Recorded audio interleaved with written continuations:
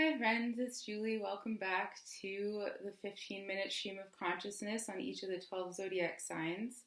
And now let's talk about Gemini and talk about Gemini and Mercury. This is about the archetype of Gemini and Mercury, not necessarily the sun sign. Okay, first thing that's coming to mind is the word network. Social network, networks of connecting the dots, information, like a dictionary where the definition of one word depends on your knowledge of the meaning of all of the other words. And there's these interdependent spiderweb of factual information that is definable. It's sort of like the mercurial mind wants to be able to tangibly touch information in the way that a Taurus would sensually, physically touch. The Gemini mind is really engaged in the mundane day-to-day world, what is directly in front of me, and information that's applicable and relevant and important, like the things on my to-do list and the conversation in your head that you're having with me right now while you're listening to me talk. It's all relevant information. Actually, that's a lie.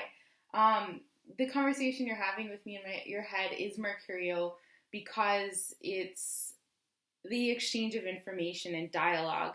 It's not mercurial, and I said it's a lie because it actually is kind of more touching onto the polarity point of Gemini, which is Sagittarius, which is Jupiter, which is super hot air. And that is more conceptual, a bigger picture, meaningful. You can watch the video on that later. But back to the Gemini, what I mean by touching information tangibly, it's the school teacher teaching you how to read English. It's the school teacher teaching you algebra. These are like indisputable facts, so to speak, that are relative to what's relevant. So it's building on concepts. When you're building a vocabulary, it's building a conceptual network within your mind. And it's information that you can touch as opposed to more abstract information like belief systems, where the polarity point of Jupiter comes in. So the Gemini energy, it describes the stories that we tell ourselves about ourselves. It describes the ideas that we have and every thought. It's an air sign amongst Libra, ruled by Venus, and Aquarius. And I talk a little bit about Gemini in the Aquarius video to contrast that the Aquarius is more far out. It's more analytical. It's more that level of awareness of thoughts, whereas the Mercury is very engaged in the conversation. It's very much present in being moved by the quick wins of the content of thoughts, whereas the Aquarius is the more zoomed out metacognition, awareness. A thought is passing through my mind. The Gemini energy is all about being present in the reference point of a concept or an idea or a moment in dialogue. And reference points, that's the next theme coming up for Gemini. It's all about reference points. Gemini is the twins, so there's two of them. So they can bounce ideas off of each other.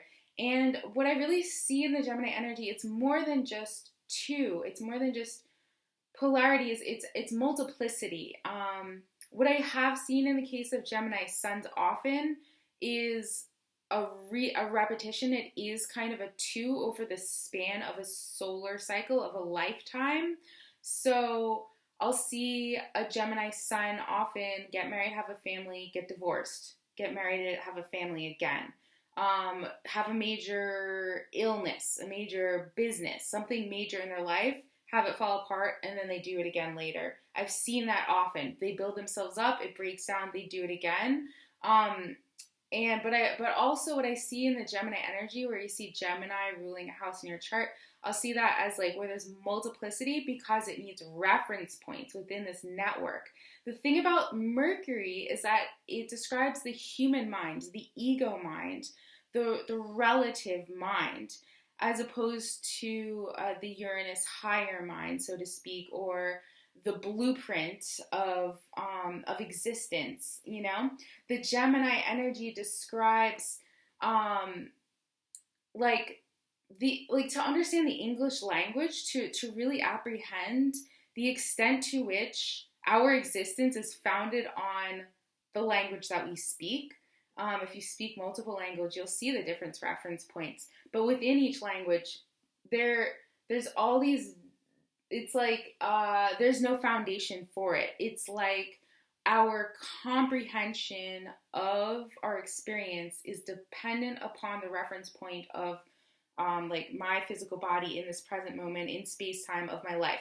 Think about the story that you tell about your life and how often it changes depending on the reference point. So maybe like someone just broke up with me in the most horrible way and I'm just in shock, right? And it's the most horrible thing ever. And you know what, 2 years down the road, in retrospect, I can see why that happened, why I didn't see it coming in the moment. I can appreciate that it helped me change the trajectory of my life in a positive way. It helped me become more self-aware, more aware of things going on in the relationship I wasn't aware of a minute ago. And so the story changes as my reference point changed in space-time. Gemini needs these different reference points of stimulation. It's like, you know, I've seen also Gemini suns often at the end of a day watch a movie or watch TV to take their mental energy and put it elsewhere, so that like when their attention was on something all day, like it'll keep going and like the mind will keep talking and talking as you're trying to sleep, kind of a thing with the Mercury energy. But if the mental energy is elsewhere and then the movie ends, then something like happens where the reference point shifts and you're able to like step back in the mind from the busy day.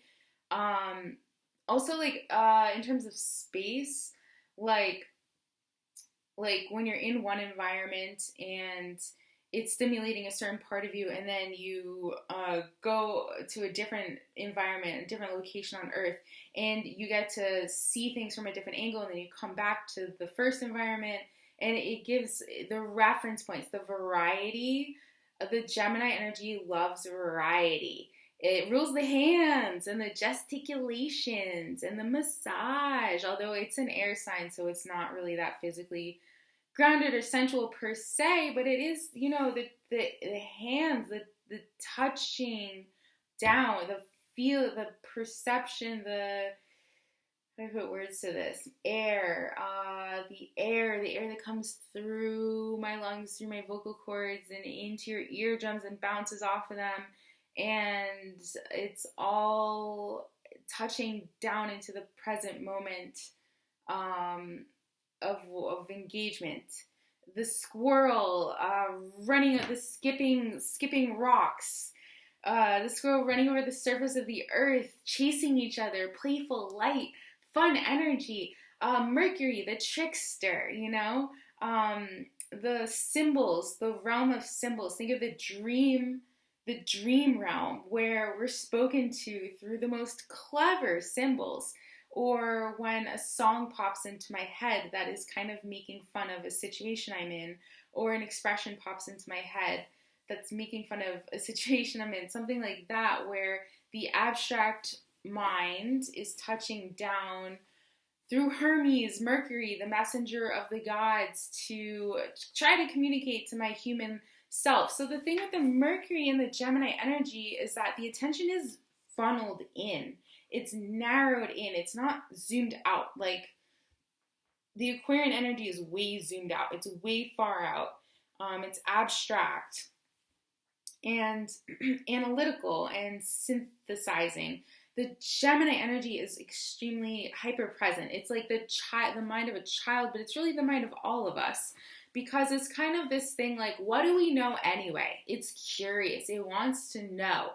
Not in the Aquarian sense of like deep knowing, but it's just curious. Like, how much did that cost? Where did you find a parking spot? Like what size is that thing?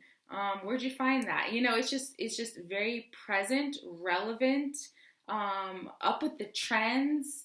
on top of what's happening in the moment. And it's oh, I was gonna say something. But hey, my mind floated to something else, which is just kind of the ADD quality to it, the need for constant simulation and the attention going like here, there.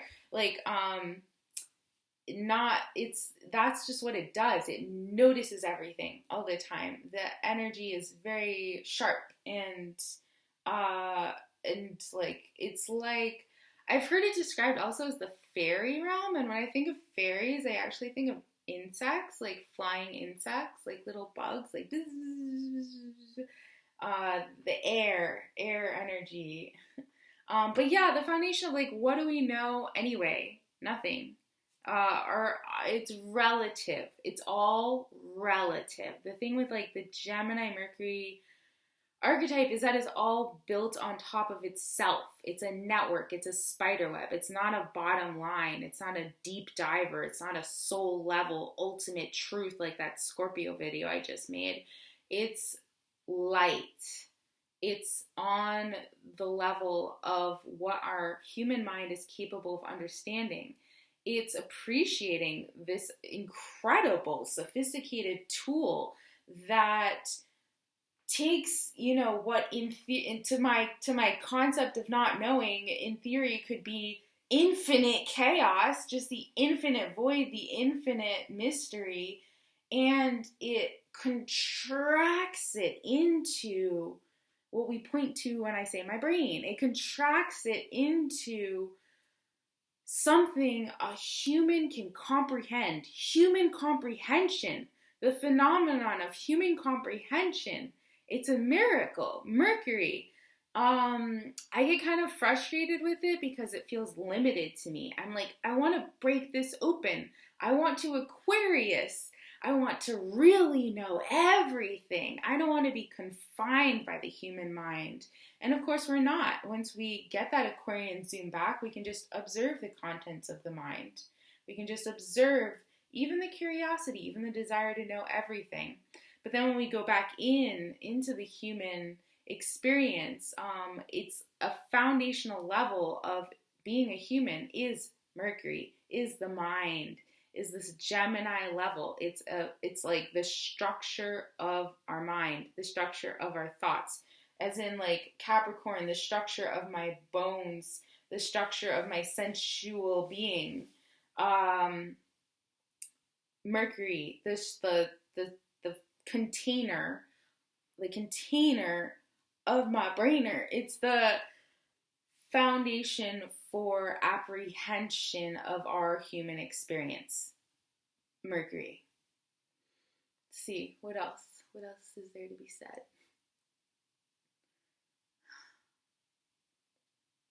We get what I'm saying with the network. So then you take that idea of that it's all interdependent, the thing with the Gemini, the multiplicity, all these parts depending on each other, the network, the spider web. It's because it's then the social network, the multiplicity of I, of me, the different reference points, the variety, the contrast. Yeah, it's the way that attention is focused. Here, there. Yeah. That was a pretty awesome channeling. I don't think I've ever heard anyone describe Mercury like that. Cool. Thanks. Thanks, Aquarius. Let's see. Is there anything else? Still got an extra minute. Well, there's so much more else. It's all the relative information. All the relative information. All the information that's dependent upon the stories. It's all mutable. It's a mutable sign. So our stories are always changing. You know, maybe I'm mad at someone and then I hear their story of why they did what they did. And then my story changes. I'm like, oh, I can see where you're coming from. And then my story changes about what happened. As our reference points change, our stories change. As our life context changes, our self-definition changes. It's all mutable. It's all anicca. It's not fixed. Concepts and thoughts are probably the most mutable thing we have. They move so quickly. We have so many of them each day. And I think that's all I'm going to say. Okay. My name's Julie. If you're interested in a reading, I do natal charts, astrocartography, astrorelocation charts, and synastry. You can contact me at prismclouds@gmail.com. I'll put my contact info in the description box below. Much love.